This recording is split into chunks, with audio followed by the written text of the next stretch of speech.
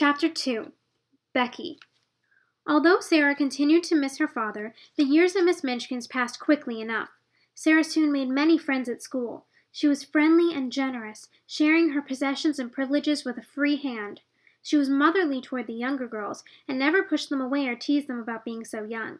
Soon she was adored as a goddess by the entire alphabet class, and became the adopted mother of little Lottie Lay, who was considered by most of the older girls to be too young and too spoiled to bother with.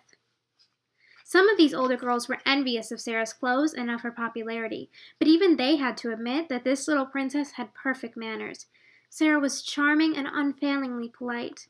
Her gentle way of saying please and thank you expressed real appreciation for those around her. Sara was praised by her teachers for her quickness at her lessons and for the generosity and friendliness she displayed toward her fellow pupils. Of course, all of the adults at Miss Minchin's were aware of how wealthy Sara was. Consequently, they treated even the simplest thing that Sara did as if it were a virtue. If Sara had not possessed good common sense and a clever mind, she might have become a very self-satisfied, spoiled young lady. Fortunately, she understood a great many things about herself and her circumstances. Things happen to people by accident, she explained to Ermengarde one day. It just happened that I have always liked lessons and books, and that I've always been able to remember things as I learn them. Plus, if you have everything you want and everyone is kind to you, how can you help but be good-tempered and pleasant? Sara was certainly intelligent and eager to learn, and good-natured about most of the aspects of seminary life at Miss Minchin's, but the greatest talent that Sara possessed was not one that she had a chance to exhibit in the classroom very often. The greatest power Sara possessed was her ability to tell stories and to make everything she talked about seem like the most wonderful event, whether it was wonderful in reality or not. Sara could fascinate others with her stories, and there was nothing she loved more than telling them. Girls eagerly attended story hour in Sara's room, where they could sit on soft rugs and pillows before a warm fire, amid Sara's books and paintings, and listen with rapt attention.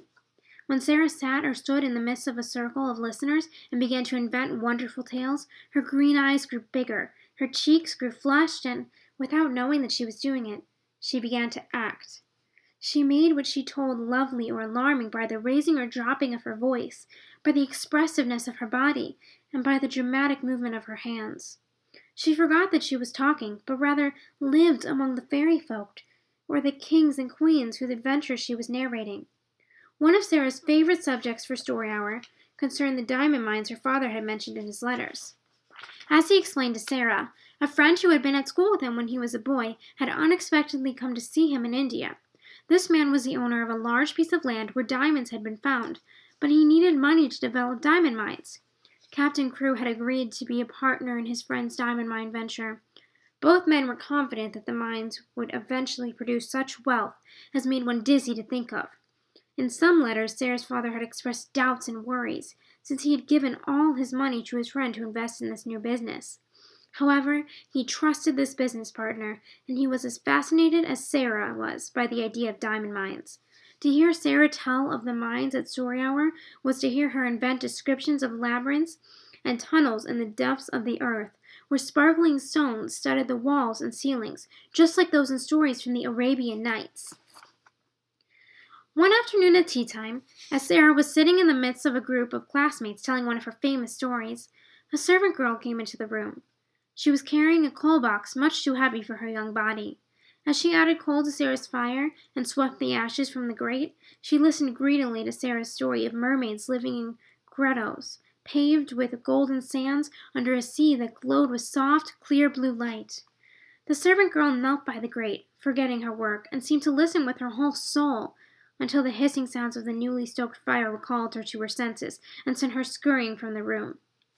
That evening, Sara asked her maid, Mariette, if she knew the girl who took care of the fires at the seminary. Her name is Becky, the poor forlorn thing, Mariette answered.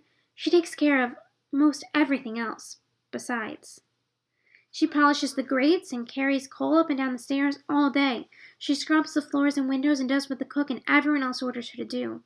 She is 14, I believe, but she never gets enough to eat. That's why she looks no bigger or older than 12. Sara vowed that she would try to help Becky. This proved harder than she thought. Becky was so shy that she avoided contact with everyone, especially the girls at the seminary. Sara noticed that whenever anyone spoke to Becky, it seemed as if the poor, frightened eyes of the servant girl would jump out of her head. Most of the adults spoke to Becky only to give her something else to do, so that she really had no time to talk, even if she had wanted to. Becky was kept so busy that Sara despaired of ever getting a chance to talk to her at all, much less ask her how she could help. Then one day Sara got lucky. She came back to her room after lunch and found Becky sound asleep in an armchair by the fire. She looked so tired and worn out that Sara could not bear to wake her, so she sat quietly on the rug nearby and waited. Becky woke with a start when a burning lump of coal popped loudly as it fell in the grate. Oh, miss! Oh, miss!" Becky stuttered as she clutched wildly at her cap. "I arst your pardon, miss. Oh, I'm sorry, miss." "Don't be frightened," Sara answered, smiling reassuringly. "It doesn't matter the least bit." Ain't you angry, miss? Ain't you going to tell the missus?" "No, of course not. Can you stay a few minutes longer? Will Miss Minchin or cook come looking for you?" "Here, miss? Me?" Sara ran to the door and looked out, listening intently. "No one is anywhere about," she explained. "If your bedrooms are finished, perhaps you might stay. I don't want to get you in trouble, but I thought perhaps you might like a piece of cake." That was how the ever-gracious Sara invited Becky to tea. When Becky went downstairs half an hour later, she was not the same girl who had staggered up, loaded with the weight of the coal box.